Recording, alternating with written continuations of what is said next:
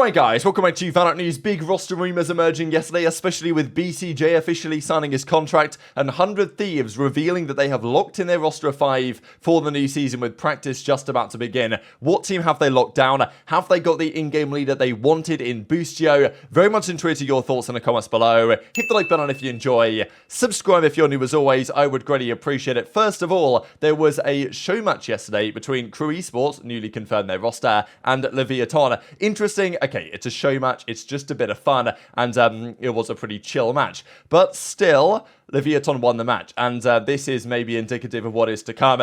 This team on paper is just really good. I mean, I like the Crew team as well. It's not bad what they formed. Of course, Shy, formerly of Lev, not to forget, went over there quite recently. And Leviathan, though, they've confirmed Aspas. You know, I mean, they've got Aspas and Tex on their team now. King didn't even have to do much this game. Aspas was 20-12 on their Reyna. So, yeah, I don't know. I was impressed by this result at the very least, and I know that it doesn't mean that much, but still, an 8-4 first half, closing it out on the second half on the breeze, 13-8, just one game, but maybe a sign of things to come there for a team that should be a real contender in the Americas next season. Now, let's talk about the drama with regard to G2 Gozen. You guys might well know that they were invited, you know, the female roster, one of the best in the entire world, will be at the Game Changers World Championship next month in Sao Paulo, Brazil. They were invited to the qualifiers in EMEA for the Red Bull Homegrounds tournament. That was played through yesterday, and they didn't have a particularly good time. They played Team Heretics, they played Focus, and we'll see the other team they played here in Foot Esports actually they played. We'll see in a second. Breeze was not pretty. They got 13-0 bodied on Breeze by Team Heretics, who ended up not even being in the best possible position. Now, I know that Benji Fishy commented on this, and we'll see it back in a second here. But this wasn't pretty. Now, look, it's possible for teams that are really good to get 13-0. It's happened before. We saw it this last season with Loud versus Evil Geniuses. Okay, are G2 Gozen going to be EG and become the best team in the world? Not necessarily, but yeah, not a pretty scoreboard. And as you can see here with the final results, so Foot Esports actually topped the lot with a 3-0 result against everyone they played. And yeah, G2 went down 13-4 to Focus, 13-5 to Foot Esports, and 13-0, of course, by Team Heretics. Foot Esports and Focus then play the final today to determine who's going to qualify for the tournament in Tokyo. And look, I don't have an issue at all with G2 Gozen getting invited to this. One of the best Game Changers teams, if not the best in the world. Totally makes sense. And it's only a qualifier at the end of the day anyway. They were invited to a qualifier that they had to get through if they wanted to get to the main event. So I don't think there's any issues with this, but of course, there were many comments to the extent of, G2 Gozen are terrible, never invite them again, etc, etc. And yeah, there were some disappointing comments on social media. The difficulty is, for these teams, is that this is, I think, the double-edged sword, in a sense, the pros and the cons of the Game Changers format in general. And it's always been an issue with female leagues across any esports, that if you're a female team playing in the female league, you play against teams on that level. You don't play against teams on the next level, on the franchise level, on necessarily the tier 2 level. And therefore, when they do play those teams, often there is a gap there because they're not practicing and improving against opponents of that level. Same thing in a way that when Edward Gaming, right, they come over from China, they've been playing at lower skilled opposition in China compared to the rest of the world. Initially, they struggle. Given some good international LAN experience, they improve rapidly. So this is always the thing. If you're this is why Mel has said that she doesn't really want to play forever in Game Changers. Ideally, she would play in, you know, what the men's league, or not really the men's league, anyone can play technically, but you know what I mean. She doesn't want to just play in Game Changers because you limit yourself in terms of how much you can learn and improve, and you know, you're not really playing on the top level as well. If you want to become the best version of the player that you can be, you want to play with the best players that you can play with. And that, I think, is you know, the issue with what happens here in general, that these teams come along, have a really hard time, they get roasted for it, but the reality is that it's matches like those that will help teams like this really improve. And that's what Mimi says about this. Actually says super grateful for the opportunity to get invited. Other teams and players have been super kind of respectful. Like, obviously we didn't perform well today, lots of mixed feelings about this stuff, but I think these initiatives are what's going to help not only our team but also the Game Changer scene to improve. You have to play the best to become the best. Losing is no embarrassment to us. We're proud to compete, and we'll make sure to be in our best shape for the upcoming champions. So yeah, nice comment, I think, from all involved, but definitely a fair bit of controversy as to whether, you know, these teams can get to the level that they want to get at in the future, because, you know, Game Changer's been around for a couple of years now. Have the teams got got any closer to the next level? Not necessarily, but as I say, at times, it's, game changers can be counterproductive because the game changers that, the female players play in that, and therefore they don't get to play and improve against the better level teams, which is what opportunities like this do provide. So more of what Red Bull Homegrounds have done here, I think, is for the better, just so we can see if that gap can be closed over the next couple of years, because GC has helped in some respects, but there's also downsides as well that I think everyone who knows about these female leagues and esports recognizes is true to a certain extent. Let's dive into some of the Rostermania stuff then, because Ethan was commenting on this. We saw some drama yesterday around the smoke changes. If you guys didn't see, the smokes now look different. So for the final couple of seconds of the smokes, they have some new particle effects that tells newer players, especially when that smoke is about to phase. And loads of pros, I said it yesterday, overreacting about this, saying that it was the worst thing ever. Like, what are they doing? They're trying to ruin the game.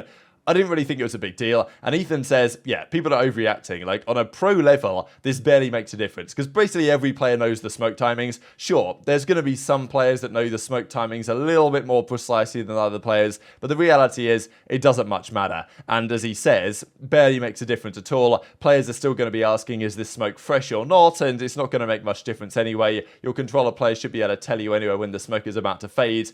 Sure, on the newer player level, it does kind of, you could say it lowers the floor, or the wording is kind of challenging here, but what he means is it's easier for new players to understand, but it doesn't really affect anything, I think, at the pro level, which I'm tend to incline to agree with. So Zix here from 100 Thieves says, hard agree with this. Ethan says, thanks, coach. BcJ, though, had a different opinion entirely. I mean, he was kind of roasting things, saying, bad change, people need to learn the game to this level at least, etc., etc. He was coming in the replies. Now, whatever you guys think about this, I just thought I'd bring up a couple of tweets here from BcJ because he's relevant to this discussion about rosters. We don't know what EG are doing, but what we do know is that a couple of teams over the last few days have basically locked in their rosters and their decisions, especially 100 Thieves. They've been linked to an interesting roster for some time. That made quite a lot of sense. But the question was, could they get BcJ as their in-game leader? The rumour is they have got their team confirmed now. Asuna said it on stream that they basically have a roster and their scrims start on Monday. So, I mean, you can't practice, at least commit to a practice schedule, if you don't have a team of 5. So it sounds like they've got their team locked in, and that's the same thing their coach says here in a second. This will probably be my last stream for at least like 3 to 4 days, so letting you guys know that I won't be streaming Friday, Saturday or Sunday. I'm doing something, and then practice starts Monday, so I will be MIA for a bit. And if I do stream, it'll be very short, periodic. Oh wow! And we got a ban. we also don't plan on taking any days off leading up to the event, so yeah, we'll see. Right, there's just 3 here. We don't have to I mean, Wait, check your camera quick. He'll be pushing you. I don't know when my next stream will be. Oh, up B, I'm Go B.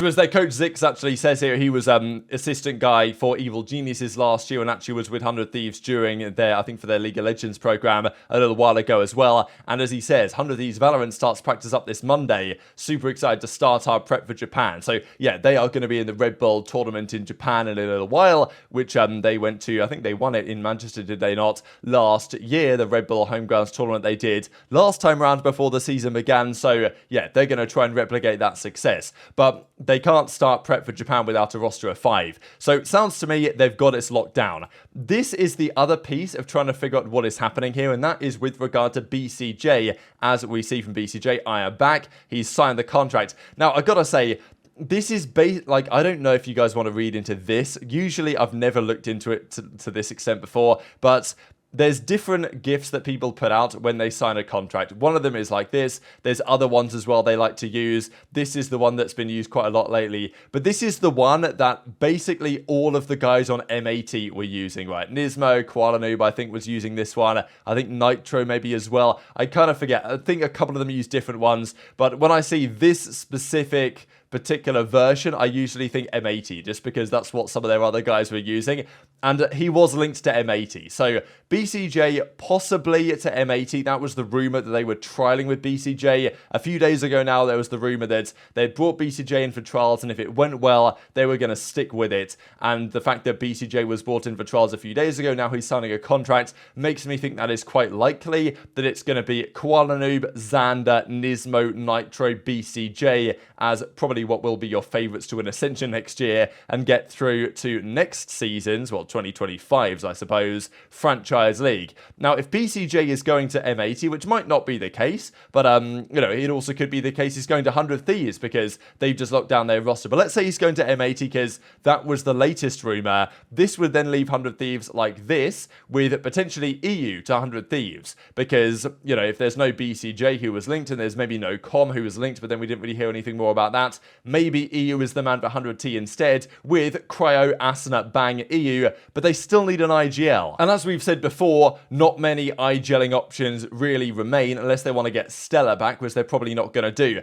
So Boostio was considered at some point likely to join, but then Richard Lewis's article said that there was an offer that 100 Thieves made for Boostio that was rejected. So then he was put to unlikely, but it's quite possible, and I even thought this at the time, that just because 100 Thieves put an offer in that was rejected doesn't mean that they didn't up that offer by a little bit and get the deal done. You know, if you're doing some negotiations, if your first offer is accepted, probably a sign you paid too much money. So, you know, it's quite possible that 100 Thieves came in with an offer. Evil Geniuses said no because they were trying to get, and maybe they went back and forth a little bit more, I don't know. But there hasn't been anyone else linked to the IGLing role at 100 Thieves apart from Boostio. And we saw the other day, Evil Geniuses, you know, Demon 1 was tweeting about things, Jorgamo was tweeting about things, Ethan was tweeting about things. Like, things have been happening there at 100 Thieves, there's no doubt. And there have been rumours that Screwface potentially as the new IGL for EG could be a possibility. So, yeah, feels like to me the most likely situation is